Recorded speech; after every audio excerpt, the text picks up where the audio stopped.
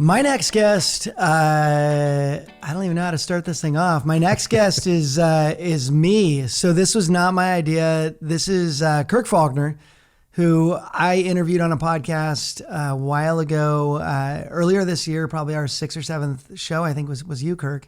I can't remember what number it was, but. And we actually, Kirk's come back in to do the Matt Ellerding co-hosting the Matt Ellerding video with me. And you just co-hosted Bill Dallas. And it was a few weeks ago. I don't know how long ago. I'm already talking too much. I'm so nervous. I don't get nervous, but I literally don't. Like, I speak on stages everywhere. I don't get nervous. I am nervous for this. So a while ago, Kirk said he wanted to have me be a guest on my own podcast and that he was volunteering to be the interviewer. So that's all I have to say. I'm now passing it over to you. You have the conch. You're the interviewer. You are running this podcast. I am simply a guest. Well, thank you for indulging me, because it seemed only appropriate that the guy who started this podcast, the guy who was the father of the coop, get a chance to tell his story, especially in something that's titled Lessons from Last Time, because undoubtedly in the course of your journey, there have been some lessons from last times that have had a huge implication on not just the man you are today, but the businessman you are today, and where the knowledge coop is today as a result of all those lessons. So it just seemed only right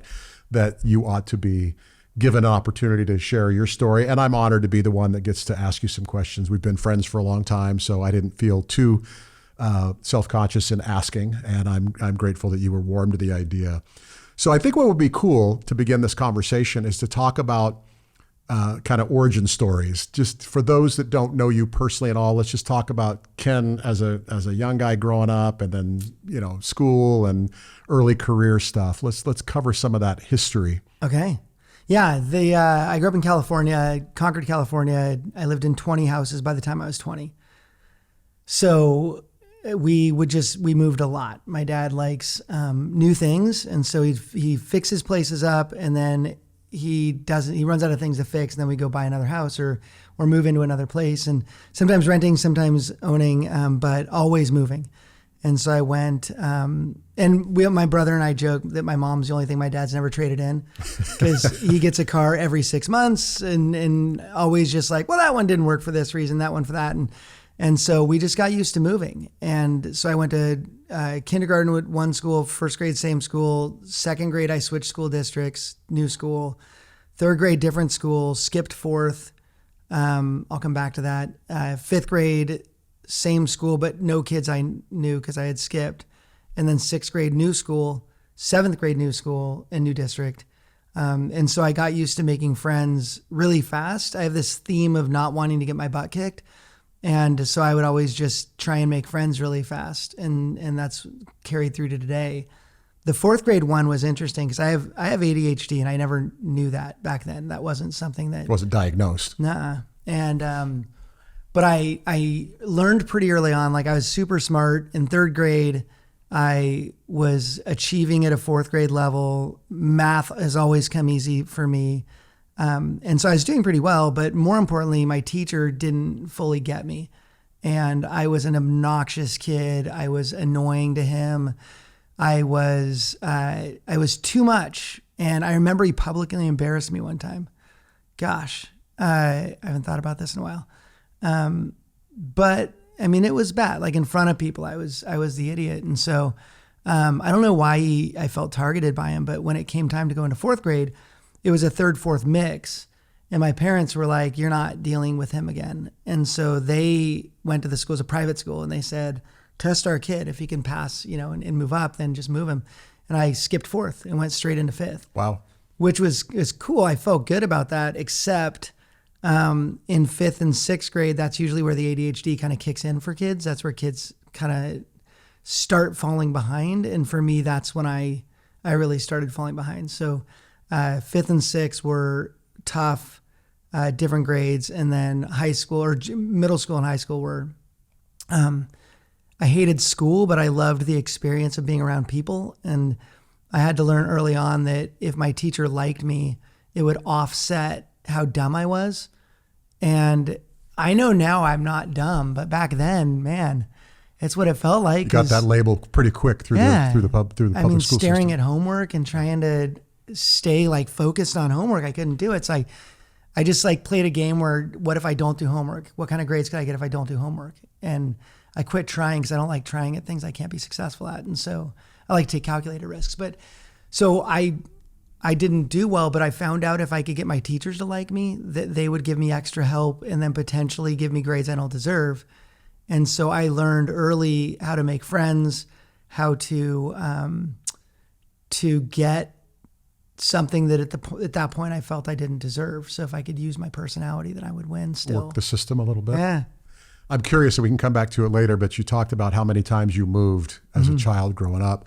And I know you well enough to know that one of your loves of this particular endeavor called Knowledge Coop and your particular job is the dynamic life that you live, the varied life and the varied experiences and the travel and the meeting new people and meeting old friends and getting up and going on a moment's notice, and how that just has become a huge part of your why for why you do what you do. I wonder how much that early experience fed that comfort level with varied routines and varied experiences and adventure. Dude, you're really good at this. I actually haven't thought about that, but you're right. I guess I've never had a stable, and my family's stable, my mom and dad and my brother, but like I didn't really have stability. So I had to make the best of every situation. You really couldn't throw me because it's like, oh, we're moving again. Oh, well, that's a new car. Maybe that did help me now. Cause I love change and I love different things and I get bored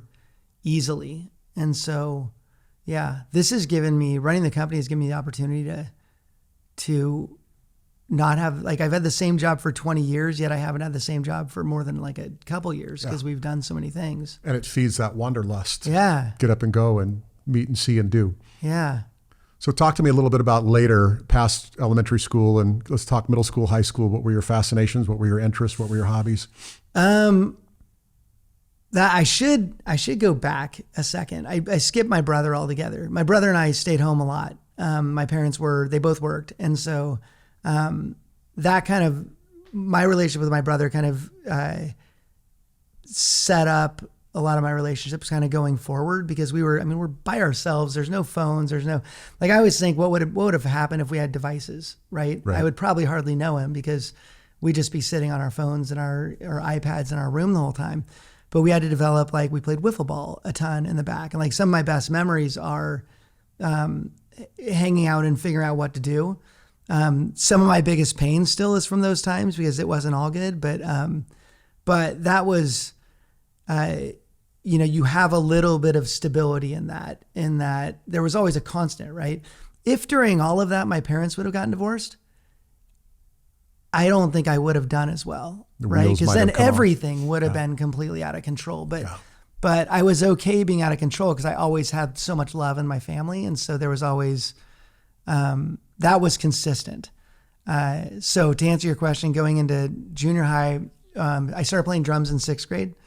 And so drums were always a big thing. I talked about that actually in my podcast with Brian Marquez. He taught me the drum set. And then 7th and 8th, it was playing drums. And it was, I had started rapping at the time. I think that was 8th grade when I started rapping in an actual hip hop rap group. And then a lot of trying not to get my butt kicked. Like that was, we talked about that a little bit yesterday, warming up for our conversation with Bill. That's a fascinating perspective on your experience as a teenager. Well, I think, it's okay to walk into 4th grade and not know anybody, or 5th grade and not know anybody, and 6th grade and not know anybody, because there's not physical violence involved. Right. Back then, kids used to fight. I don't know if they fight still, but there was fighting back then. And so when I got into 7th grade, it was like, all right, now if somebody doesn't like me, it's not going to be uncomfortable. It's going to be bad. Like, and so 7th grade, I'm the new kid. I don't know anybody. One of my brother's friends, Jenny, I can't remember her last name, nominated me for Prince. And so I got nominated for Prince. There's like King and Queen back then there was. And the 7th grade had Prince and Princess. I was nominated for Prince, and I remember how great that felt. And I think I ran for like VP or something like that. So I came in hot and not knowing anybody. I think the Prince thing got to my head. So I'm like, I'll just run for office or whatever. And so I had like, don't be scary, vote for Perry. I think was my. That might work in 2024 as well. I'm just saying. I know, totally. But yeah, so that was where I tried to like find my place in that. And 7th grade wasn't bad because my brother was 8th grade. My brother was one of those guys where he could mess with me, but like nobody gets to mess with me. And so he would come to my defense if I ever needed it. But I mean, it was very out of my control how other kids act and stuff. And so I got into karate back then, mainly to see like, I thought I might need to defend myself, but 8th grade is when I got my bully and he was a 7th grader. And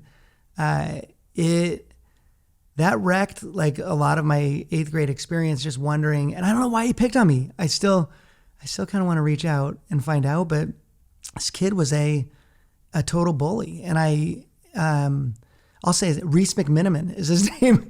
I'll say his name because called him out officially. I hope he hears this and calls me and apologizes because he terrorized me. And my memories are just like nothing I did could change that. Like all I wanted to do is for him to stop being mean. And he would just walk up like behind me and just push me really hard or get up in my face. And he had all his little minions that were with him and just thugs. And so I was genuinely scared going to school every day. And like the happiest things, my first concert was a Striper concert in 8th grade. And I bought this cool shirt at the Striper concert and had 777 across the front, like yellow and black attack or whatever it was. And I'll never forget, he made fun of me for that. And the numbers on my thing and like everything was just. That's funny how that stays with you. That's 8th grade. Yeah. And you remember it in vivid detail. Oh, 100%. Yeah. I remember looking down hallways to see if he was there before I walked down them. Wow. And we never got in a fight. Like there's the park, Highlands Park would always be where people would fight. And so if you said, meet me at Highlands after school, it was on. Like you can't back off of that. I just kept worrying he was going to say that because I would have had to go, or there's not another option. Like that when somebody says that, you have to go fight. And I never wanted to. He was big. Like he was a lot bigger than I was.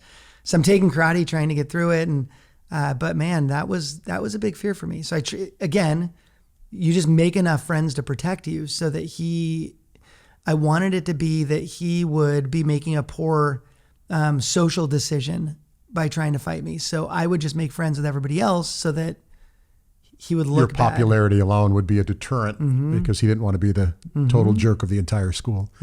Fascinating, and fascinating how that fueled who you have become as a man, what you've done with this company, how you connect with people, how you use personality and humor and all that to engage from the stage in a CE class rather than just deliver content that could be perceived as a little dry. You deliver it in a way where everybody remarks that this didn't feel like CE. This felt like a fun day spent laughing and being entertained and learning at the same time. Interesting background that led to the dynamic of not only who you are, but how you run your business. So high school and getting ready for college and all that stuff. Getting ready for college. That's awesome. No, the college wasn't a thing. For me, that like in high school, there wasn't I wonder where I'm going to go. You know, the other kids did that. That was Javier De Leon, like that freaking genius kid who's, I'm sure, uber successful now. Like there were kids that high school was a preparation for college. I was never going to figure college out. So I didn't think I was. So high school was, again, making a lot of friends, trying to, to stay out of trouble or stay out of fights. Again, no homework. My grades were bad. I failed sophomore English. I had to take that again as a senior. It was way better as a senior than it was as a sophomore. But yeah, I was just kind of trying to stay C's, get degrees and move forward. I was big in my youth group at the time. Our rap group was really doing well. We were doing quite a few shows. I was in a punk band called Prospector Bill with my brother and my cousin. Want video of that. Dude, I don't think Prospector Bill's on video. We have some Two Shiny Pennies, the hardcore band I was in. That's awesome. Video. And we have KVC videos from my rap group that I was in. So I really focused on music, really focused on everything I could do and trying not to focus on the things I couldn't. So school and stuff like that. I will tell you, in high school, I figured out if I bought a box of blow pops at Costco, they were, or whatever it was back then, they were $12 a box, and I could turn those suckers for $0.25 a blow pop. And so instead of books in my bag, because I couldn't do school very well, I would carry blow pops in my bag, and everybody knew they could buy blow pops from me. You had inventory. It was 5 for $1, quarter a piece, and I just rolled in money from selling these blow pops. And everybody knew I had it. So I literally had not one book in my backpack. I just had blow pops. And so I would make money doing that. And again, trying to do what I'm good at and avoid what I knew would be difficult for me. So you came by an entrepreneurial spirit naturally. Yeah. Yeah. And sometimes, my tactics weren't great. I got in trouble twice for cheating. Well, once for cheating, once I didn't get in trouble. But I got in trouble for cheating. I made copies of Mrs. Kue's algebra test. And I was working in the copy room, which is like you could push the TVs to the different classrooms. And I did make copies of that test for Kue's class. And Scott Sanderson, who ended up playing for UW, and he ratted us out. And I got in trouble for that. I cheated on a test, and this math teacher was so bad. He used to flex and break chalk just to impress us. So I think he was also a football coach. But I was in his class, and it was Algebra 2. And I found out I can get down to Algebra 2S if I get a note. And so I got a note from the Algebra 2S teacher saying I could transfer. And I'm like, sweet, I'm getting out of here. And it was way more fun kids back there anyway. And I think it was Greg Tornberg that had the answers to this test. And so I'm like, I went into my teacher. I'm like, dude, can I get out of the class? He's like, yeah, I'll sign it on Monday. And so I'm like, I might as well go out for a bang. So I took all these answers, wrote them on my arm, and then I got 2 wrong, which you're supposed to do. And the next day I walked in, and I'm like, hey, will you sign my form? And he's like, I was going to sign this, but you show so much promise because you got such a high grade on that test. I can't let you go down to the next class. So I was stuck in that. But so, it wasn't, oftentimes I just tried to get by with my personality. Other times I did cheat to get by to try and just, get through. So high school was just a thing. Like, as soon as I'm done, I'm done. I got into the police department back then too. That was when I started working for the police department. And since I knew college wasn't in the cards for me, I figured I could just get an AA. And then with that, I could be a cop. And so I was going to be the next cop. As soon as I turned 21, I would have been the next cop at that point. But community college, I started enjoying criminal justice classes. And I keep talking. Do you want me to stop? No, I want to know. We're leading up to where I want to go. I'll tell you the big shift in my life was Mr. Tui at Diablo Valley College in Pleasant Hill. I took a speech class, and all my classes were like criminal justice ethics. It was all criminal justice. I was working for the PD. I was in property and evidence. And so working in the property room was awesome. So much fun. But it was fun because I was so naive, grew up, pretty sheltered. And so then you get around a bunch of guns and drugs and you're like, this is so cool. Like, everything was great. But I was in this speech class, and this teacher comes up and he goes, Mr. Tui says, hey, how long have you been doing speaking? And I'm like, what? I've never done anything. And he's like, no, you have it. You can talk. And I'm like, well, I know I can talk. I've gotten in trouble in classes throughout my entire school career. Because as a kid with ADHD, you just make friends and you make people laugh. Not all kids, we're not all the same, but a lot of times that's it, right? You try to make people have fun, and you get bored easily, so you try to mix it up a little bit. So, but Tui said, I could speak, and I'm like, I've never thought of that. And he goes, why don't you join the debate team? There's a debate coming up in 2 weeks. I can get you on that first tournament. And I was like, all right. And so I joined the debate team.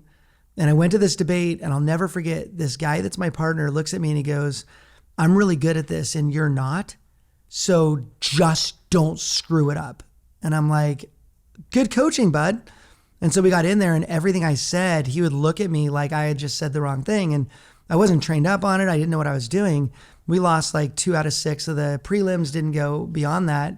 And I never wanted to do it again, but I kind of liked it. But I'm like, I'm never doing it again with this guy. Well, Neil Glines, the guy that was a debater there, his partner couldn't go to this tournament. So I went with him, and he was the greatest, most funny guy. And he's like, dude, I don't care if we lose every match. Let's just go have fun. And we didn't lose a ballot. We won all 6 of the preliminary rounds. We won all 3 ballots from every round after that and won the whole tournament. I still have the glass. That's my speaker trophy and my tournament trophy. That's incredible. So all through your adolescence and your youth growing up, you're driven by this desire to be accepted, which everybody's story is unique, but that's probably true of all of us who go through that process. We just use different tools and tactics to try to accomplish that, but avoid confrontation if possible, find acceptance, and find a way to get through this thing that because of ADHD or because of just being a kid, you struggled with some classes, you struggled with a few people, but it's amazing that those memories are still so vivid, and you found your way forward by using the gifts you had, by selling blow pops and being everybody's friend that had the blow pops, or by being funny, or by stretching yourself out of strictly taking classes in criminal justice and pursuing debate. And now you can use a natural ability to your own benefit. Where did that go? So, and as you summarize that, it really is, it's a lot of chasing adventure and trying to find fun, and trying to stay in my gifts. Like I know what I do well, and I knew it back then. Just let me comment, Ken, because this is really fascinating, and we're going to get into the coop and talk about how you got into the mortgage biz. But what strikes me is as interesting and impressive is I was not nearly that self-aware as you must have been as a kid. I couldn't have thought those complex thought processes about. I just couldn't have been that self-aware. I was way too preoccupied with other people and what they thought of me, and I wasn't aware of my own self, what I feared, what I liked, what I didn't like. I guess I knew what I feared, but it's impressive that you had a level of self-awareness at that age. That's pretty fascinating. And I have awareness now. I don't know how much. Like back then, it was just chase adventure, have fun, and stay with what I love to do. So yeah, I guess it was. I don't know what I was thinking, except for those all made sense. Like I don't like failing, and I don't like pain, and I don't like uncomfortable situations. I want everything to be fun and happy and awesome. Right. And so I think I've always known that. Like even when I was in bands, I didn't want to practice. So I would play, I would get to the shows and play shows, but when they're like, you got to practice Tuesdays and Thursday nights, I'm like, that sounds horrible. Like that doesn't sound like fun at all. Let's just get on stage. Because on stage, I love that. Like we sit down in the hardcore band, and I never drummed with a shirt on. So we'd sit down, I take my shirt off, and it's go time. And it's just like, it was amazing. But that rush you can get in that environment, I don't get that rush in practice. Practice seems super boring. Yeah. I know it's valuable, but for me, I just chase the best parts of life that I, could find. But yeah, the speech thing worked. My debate, I ended up debating nationally. I ended up, the funny thing is, so I was 2.67 GPA in high school. That was I just ordered my transcripts a couple of years ago to see what the number was, and it was 2.67. Diablo Valley College, I had a 2.33 GPA. And that's just the classes I stayed in that I didn't withdraw out of. So I had a lot of incompletes, but the 2.633 was there. But the speaking thing was working. And I'm like, I would go to work at the police department during the day, and then I would take school, or I would go to school. And I was like, I don't like the work anymore as much as I like this flying around speaking. Like literally I'd skipped fourth grade. So started high school at 17. I turned 18 Christmas of my freshman year. And so, I'm a young guy realizing I just want to be on stages and performing at that level and winning with my gifts. Right. And so the other funny thing though about that is it taught me research. And so back then, you would research the heck out of a subject because you can't just stand up and not defend your case. If you're going to debate, you got to know what you're talking about. You do. And so I found I loved researching. I'm like, let's prove points. Which is an evolution because prior to that, you didn't want to put in the work like the band. I don't want to practice. I just want to play. Prior to that, you didn't have that discipline, that self-imposed desire to win and recognition that it's going to require the boring stuff. I liked homework all of a sudden. Yeah. And if you think about it, I read one book in high school. It was To Kill a Mockingbird. We had a teacher that read us Of Mice and Men out loud. Like we went to class and he would just read us all the voices and everything. It was awesome. And then that was the only books I had encountered that I had opened. I had never opened a book. It was after I got married that Mindy read me a fiction book on a drive we were going on We were driving from the Bay Area to like Sacramento, and so or Lake Tahoe, and she read me a book, and I'm like, that book seemed cool, and I had never cracked one, and so when I found that research would help me win, and that research I could help people understand a subject they didn't understand, right? Like our debate, we had one that for a whole semester, our first semester, it was violent crime. So we were debating violent crime and increased punishment for violent crime. So we did punishment for CEOs that polluted into the rivers, and we had all this evidence on the amount of fish killed. And then the other team would come up and go, that's not violent crime. And then we would just blast them and be like, it's people like you who don't see harming animals as violent. You're further entrenching us. And we just blast them. It was so awesome. But if the more I read, the better we'd be, and the more I could win, and the more I would achieve the success that I was looking for. So there's an incredible connection there as well. You talk about the connection of you're moving a lot as a young person, and your fascination with travel now, your fascination for new experiences. You previously didn't want to put the work into school, so you cheated on tests and you skated as best you could. And then once you got into something that fascinated and interested you, you were willing to do the research to be effective and to win. So winning was the reward, and research was the workout that was required to win the reward. I don't want to fast forward too far because I want to bridge the gap to your entree into the mortgage business, but that served you when you started doing this thing called Knowledge Coop and proclaiming the gospel of continuing education from the stage by helping people achieve their required clock hour requirement, but doing it in a fun and interesting way, but being willing to do the research of all the regulatory stuff that stayed with you as an adult. That's interesting. Weird, huh? Yeah. Yeah. Because you could legitimately call yourself as a young student lazy, right? That's what you'd call me. That's what I would call me. That's what everybody would call me. Yeah. Yeah. And then something clicked. I was disinterested. Yes. Like which produces a laziness towards. Totally. Yeah. Like, of course I look lazy. But then you found an interest. Right. Yeah. You sit me in a classroom for that many hours in a week, and I'm going to go crazy. Yeah. Like that's not the way you should be teaching kids that are like me. And then I'm being graded on stuff I suck at. And that's not fair either to tell me I'm stupid the whole time. Like my parents never told me I'm stupid. Like they always, I got grounded every time a progress report or a report card came out if I didn't get to the mail first.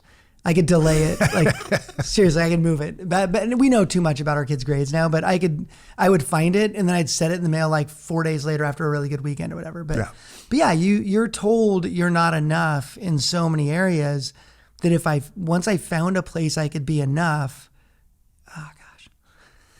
Whew.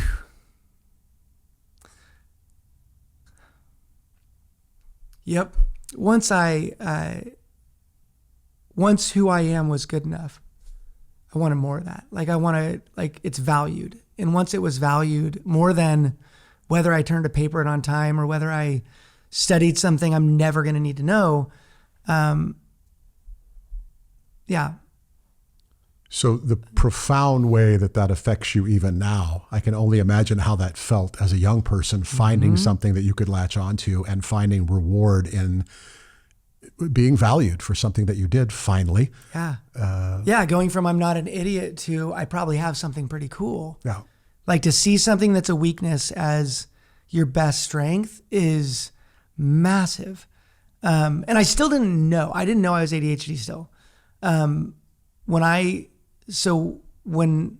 I'm 3 years into DVC, the college I went to, Mindy, my wife, had moved back from UC Riverside where she went to school. She had graduated.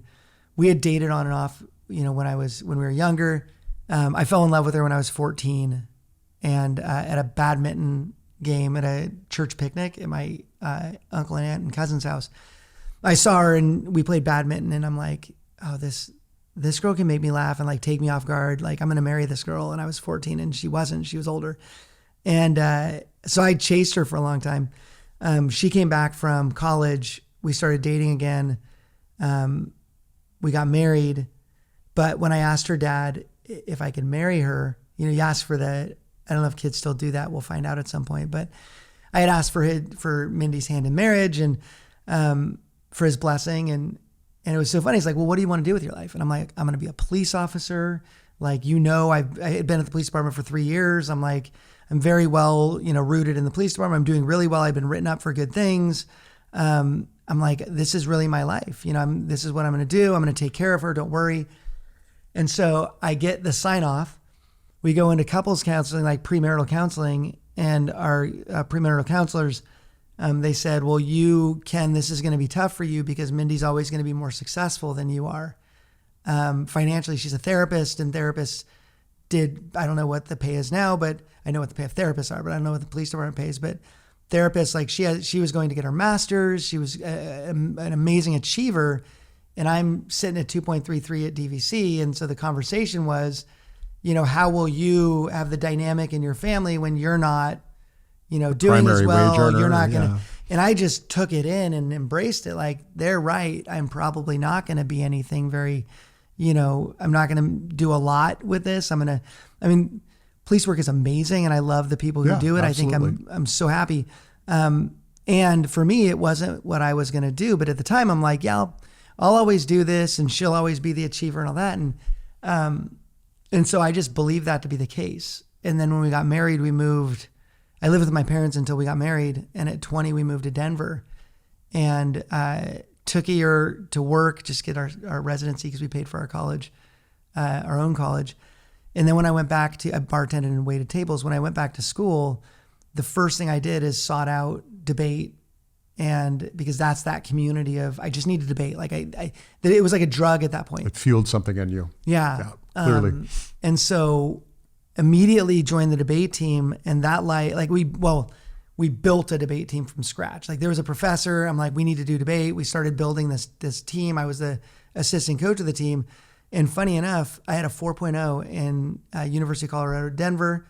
And then I graduated at Metro State with a 4.0. For the kid who in high school thought, yeah, college isn't for me. I won't be doing the college thing. That's not my path. Right. Yeah. But now these classes aren't stupid. Sorry. These classes aren't they stuff that you. I don't care about. Yeah.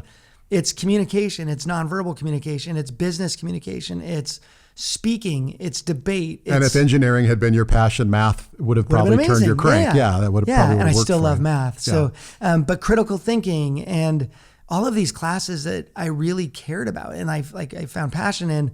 I also took golf, and I took bowling, and which explains your current addiction. Totally, to golf and bowling. Yeah. But yeah, all of a sudden, winning tournaments became my thing. And then when I got back, school was preparing me for something that was going to be different than what I had thought I was going to do. And I was more excited. Like, my goal in college was I want to go in and do business consulting and show people in leadership where, different leadership communication styles exist. And I had studied the greats like Blanchard and, some of those, like the old textbooks I still have because I love them so much, of these real theories of the way that we think and how we communicate and why that matters. And, the sender, the receiver, the noise in between, like all that stuff I still remember so much. But I lit up because this is something I could see myself enjoying my life after this. And being successful at. Yeah. And maybe enjoying because you are successful. But it's funny, you talk about bullying or ADHD and how it affected your ability to be successful in school. You couldn't be successful against the bully because you were physically outmatched. My tools at didn't that work. time. Yeah.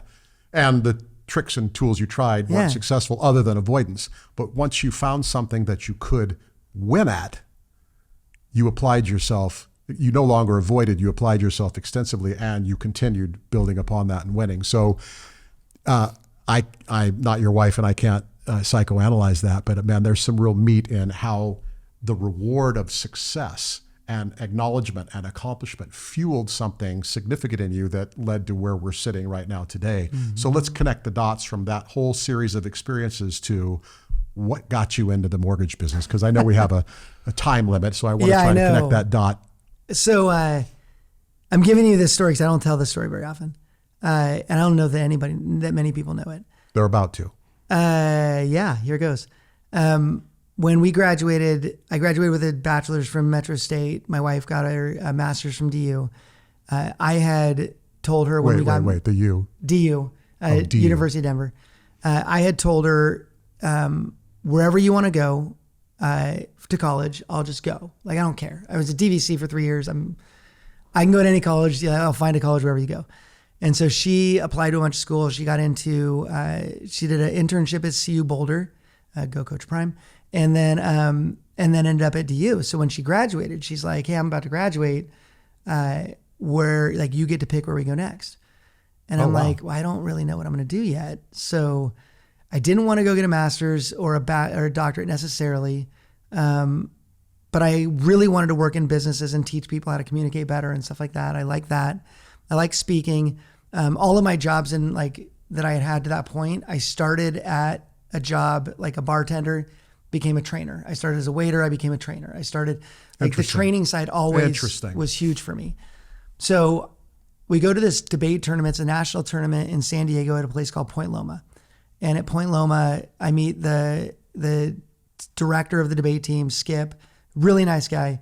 I'm like, oh my gosh, like the Skip guy, love the Point Loma campus. This is a really cool school. So I go home and one night, I have this dream. And I have these really powerful dreams. I probably had 4 or 5 in my life that are game changers, that are so real that you wake up thinking you're still there. There's something in this for me. Yeah. And so I have this dream, and in the dream, God comes to me and says, I'm going to come back tomorrow. You should tell as many people as you can. Oh, wow. And I went, oh, now? He's like, yeah, tomorrow, whoever's ready, I'm taking with me. So you should probably tell your friends. And I'm like, oh, dang. And so in my dream, I'm like calling all my friends, and there's a busy signal because you can't text. There's no phones, like it's landlines. There's a busy signal in my dream on all my friends. And I'm like, okay, now I have to go find them. I have to go drive to their houses. I have to go. And so I'm thinking, okay, what friend do I go to first? And like trying to plan out, like, how do I tell everybody God's coming back? And so it was really intense. And I woke up crying and I was sweating, and I looked at my wife and I'm like, hon, I just had this massive dream. And so I'm processing it the whole next day. It doesn't get out of my head. And so my thought is, okay, well, this is God telling me I'm supposed to be a pastor. Like I need to go into the ministry and go be a pastor. And so I was convinced that that's what I was hearing, and that's gotta be, right? So we go, I'm like, hon, I'm going to be a pastor. Let's figure out what we do. So obviously I need a master's in theology. I call up Skip. I go, dude, I want to come down to Point Loma. I want to work for you. I want to be your assistant debate coach. He's like, perfect. So he's got an idea that I'm going to be his assistant debate coach. I call the dean. The dean is like, yep, we'd love to have you at Point Loma. I get my acceptance letter. Everything's awesome. Pack everything into a U-Haul truck and drive it down to Point Loma University as soon as I graduated. So drop all of our stuff off in a storage unit on the 3rd floor of a storage unit. And my friends are coming down. We're doing a Mexico mission. And then we're going to come back and they were going to drive me back up. Mindy's taking the car back up to the Bay Area. So we go to Point Loma, and I go to my appointment with my dean because I had gotten a letter saying I needed like 2 extra classes or something. I needed to clear that up before I committed to this. Like, we're living here now. We just moved our stuff into San Diego. And so I go in and the dean wasn't there. And I'm like, where is he? And she's like, he's in Africa. And I'm like, what? I have an appointment. It's on my calendar. Like, I have an appointment. She's like, no, you don't. Like, he had to cancel his appointments in Africa. And I was like, what? And so I go to my debate coach's room to go have a meeting with him, and he's out for the week. And I was like, I had appointments. Like, what's happening that these 2 appointments? But it wasn't about missing appointments. It was the feeling that I had of like, oh gosh, this might not, like, what's happening right now. Did I read this right? Yeah. And so Mindy's like, well, I'm just going to go drop my resume off at some places and try to like find a job. Well, she goes to get her resume. It's in the back of the storage unit on a computer. She doesn't have a copy, which if anybody knows Mindy, they know she always has everything prepared. And she's like, I can't print the resume. And she's like, I'll just go get dressed up and like go go to different therapy offices and see. And she goes to put her shoes on, and one shoe is 2 sizes too small than the other. And these shoes are the shoes she wears for work all the time, right? We're young. We have like 2 pairs of shoes and they don't fit. And she looks at me and she goes, okay, what now? And I'm like, let's go see a movie. And so we went to see a movie and just like let this sink in. And afterwards we grabbed ice cream, and I'm like, we're not supposed to be here. She goes, we're not. And so she went up. I went down to Mexico. They happened to bring a giant trailer, and we loaded all my stuff up in the back of the trailer, drove it to the Bay Area, and then went, what do we do now?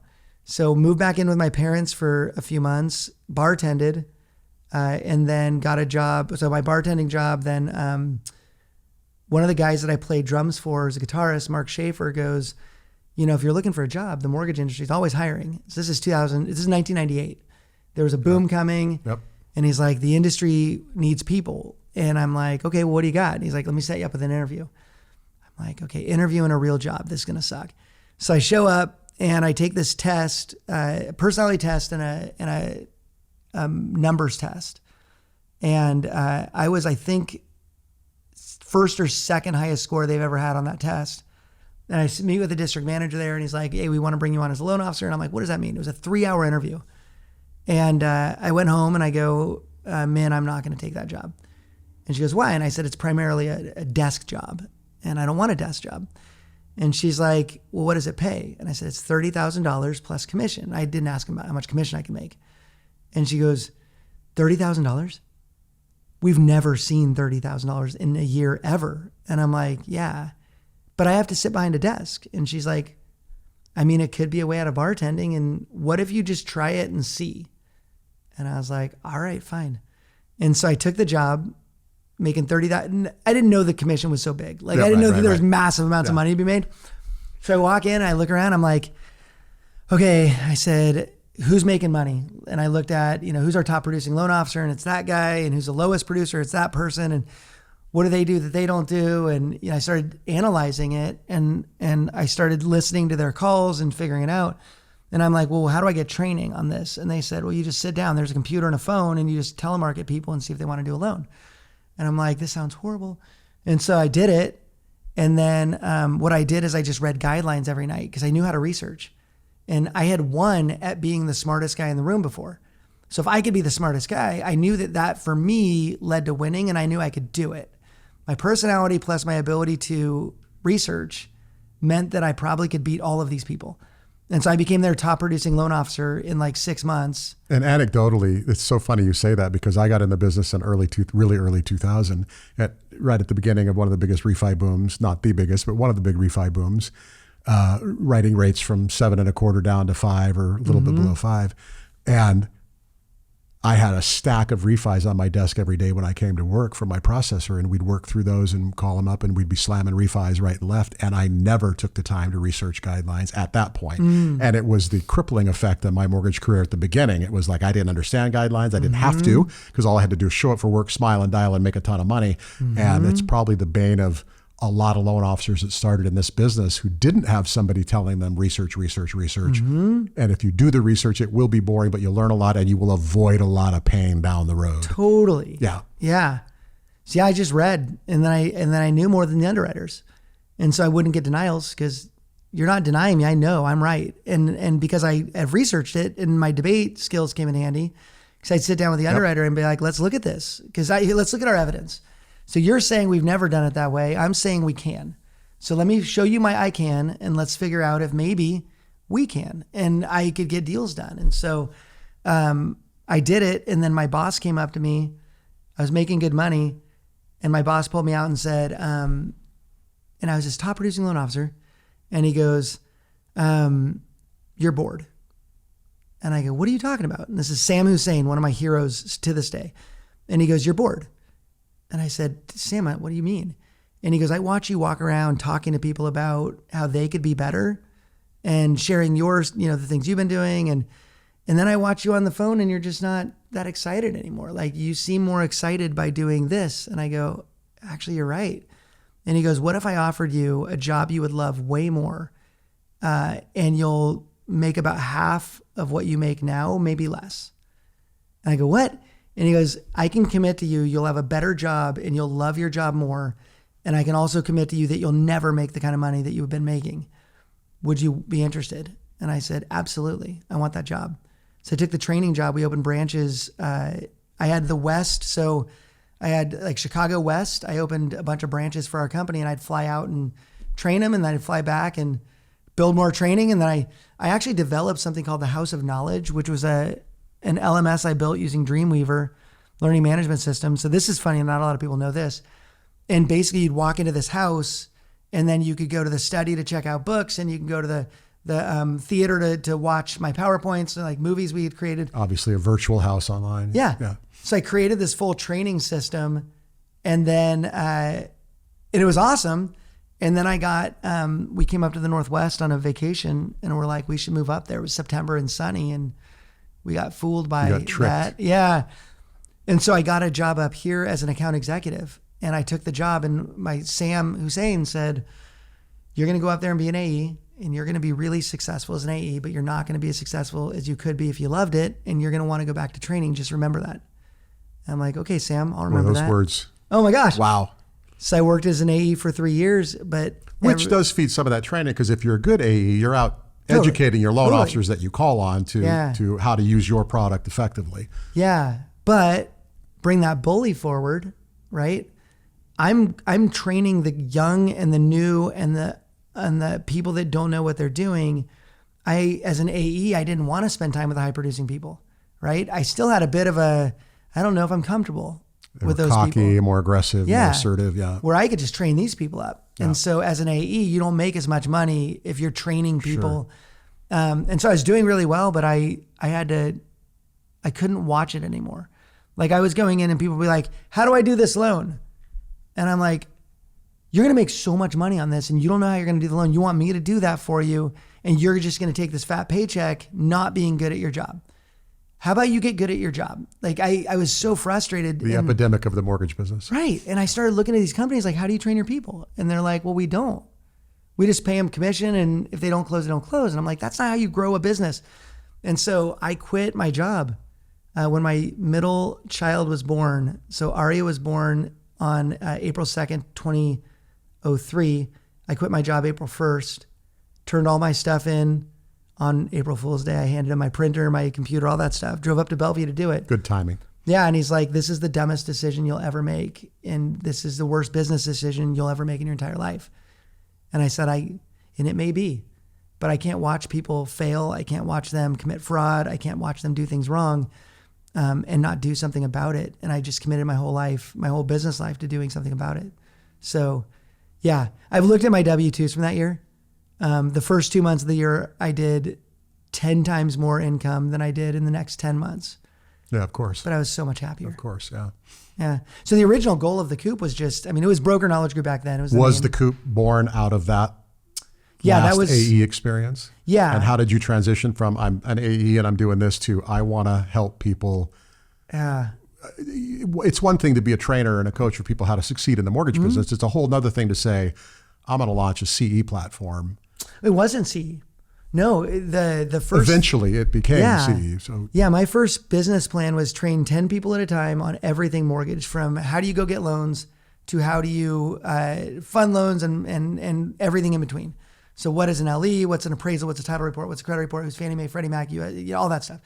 And so I built a full training class for people to get into the business. I knew zero about compliance. Zero. I didn't care about compliance. I was a subprime AE, dude. We didn't have compliance. Right. It wasn't no such thing. Yeah. And so the Wild West. Yeah. And I got asked to speak at a conference and I'm like, yeah, I speak. And they're like, what do you speak on? I'm like, stuff. What do you need? And they're like, could you do like a legal thing or a compliance law? And I'm like, oh, and I'd seen like the do not call laws had just passed. And I go, yeah, how about the do not call laws? And she goes, oh, that would be amazing. And I said, when's your seminar? And she's like, September. And it was June. I'm like, done. Because I research laws, right? That's what I've done for... And that's plenty of time to prep. Yeah. And so I started reading the do not call laws. I call the FTC and talk to them. I'm doing every bit of research. And I delivered this seminar in Bellevue, Washington on the do not call laws. And this was never part of my business plan, right? But I made people laugh for 90 minutes and learn. And they came away knowing what they're supposed to know, but also having had almost a stand-up comedian experience because I crushed it for them. And I was like, making people laugh and learn sounds, and this is the best feeling ever. And what was the feedback from that event? Well, everybody was like, I can't believe I've never been through anything like this. That's the topping. Tons of it. That's the whipped cream and cherry. It felt good to be standing up, making people laugh. It felt good to be equipping them and giving them tools and resources that they needed. But for a guy like you, from everything we've learned so far, the icing on the cake was, it worked. Yeah. I'm validated in what I'm doing. This actually gives people something useful, and they liked it. They benefited from it. They gained from it. Yeah. Well, I made new friends. Like I collect friends. I love friends. And I made all these friends that I still have to this day, people that are my close friends that were in that first seminar. But it just took off from there when Then I was like, I'll read on identity theft and hacking. And I started going to hacking school back then in '04. Taught my first class on identity theft at that time. Graham Leach Bliley Act had just passed, taught that. But every law I picked up, I wanted to read. So I just read laws. And I could read a law and deliver it in a way that you get the actual knowledge you're looking for and you laugh the whole time. And so that was magic. That was the birth of I the could coup. fly everywhere, Whether it was identified as that at the moment, that was the birth. Now, we're still good. The lessons from last time piece. So let me give you some of the things. Yeah, please. When you're one person, my mother-in-law was my assistant at the time. Still, longest term employee I've ever had is my mother-in-law. She doesn't work here anymore. She retired. But still, just one of my favorite employees of all time. And she was awesome. And she would do all the stuff I didn't do. And then I would go out and speak. It was easy. I create magic on the stage. She admin. She manages everything else, right? I don't have to look for money. I don't have to do anything. She would do all the stuff and then I would do the fun, right? Building from there was fun. And the market's going crazy in '03, '04, '05. Everything's awesome. Exploding. I'm out there speaking. And I'm out there being honest with people and saying in '06, I'm saying there's a bubble coming and it's going to burst and it's going to suck for everybody. And I've got the data to prove it. And I could show you the crash, perfectly show you the crash. I called our Columbian newspaper and I said, I've got an article for you. The whole economy is going to burst and here's what's going to happen. I outlined it for them. And they're like, no, we're looking for local stories. Thanks though. Seriously, that happened. And I'm like, what? And so I was flying around the country saying the economy is going to crash. The housing market's going to drop. Another speaker's flying around the country saying housing market will never crash and everybody needs a place to live. And these are bubble Real estate's heads. always secure. These are bubble heads. Yep. And I think he became my bully in my own head at that point when it's like, this guy's wrong. I know I'm right, which made me more passionate to go out there and help people understand the truth. And then I would be driven crazy by people going, no, this guy just flew into town and said everything's fine. And I'm like, but it's not. Like the data is not right. You're not looking at the right data. And so that drives me even more. So when I know something that everybody needs to know, I can't not tell people, especially when they're being told the wrong thing. And so everything from that point was like, get people to do things right. Create a system where the good guys win, the bad guys lose, and the bad guys get caught. So as the business is booming, it was great. And then I hired a couple people, and then the market completely falls out. And I can go on for 5 hours. I'm trying to trim it down, but I have How many employees did you have at that time? There's only 4 of us. Okay. And I was $200,000 in debt on my personal credit cards. I didn't know what was going to happen. I didn't have much more max to go. I had an employee at the time who I said, I think we should launch the Knowledge Coop. And I had this idea. I didn't have a name for it yet, but I said, I want to launch a system where everybody can go and learn together. Because right now, people need to learn. Like we skated by on low rates. We skated by on non-owner 80-20 stated whatever. We need to learn how to do it right.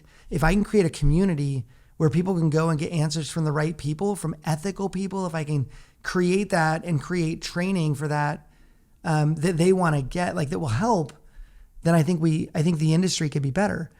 And I'll never forget, she left and she said, I can't work here anymore. And I said, why? And she goes, it's ideas like this. These ideas that you just come up with this idea. Now we're going to go this direction and then we're going to go that direction. And she's like, I can't keep going different directions. And I'm like, no, I know this is a winning idea. It's the whole idea behind our current technology we've been running since 2012 was this thing. And I get it. I wasn't medicated back then. I am now. I didn't know I had ADHD. I was full of ideas, still am. And in fairness, it was probably a legitimate complaint, 100%. Right? Yeah. Because the week before I had shiny. the other best idea. Shiny. Yeah. Yeah. And so when she left, I'm like, I actually think this is it. And so I'm $200,000 in debt. I'm trying to launch this platform. And I remember calling Bank of America, trying to get just $5,000 more max before we start going late on everything. And I remember when she came back and said, okay, we're going to give you $5,000 more. And I looked outside because I saw something out of the corner of my eyes at my house. And this owl flew up and sat on a tree outside my house, like right outside my window. And he looked at me. And for some reason, I knew everything would be okay. It was the weirdest thing. that was the turning point.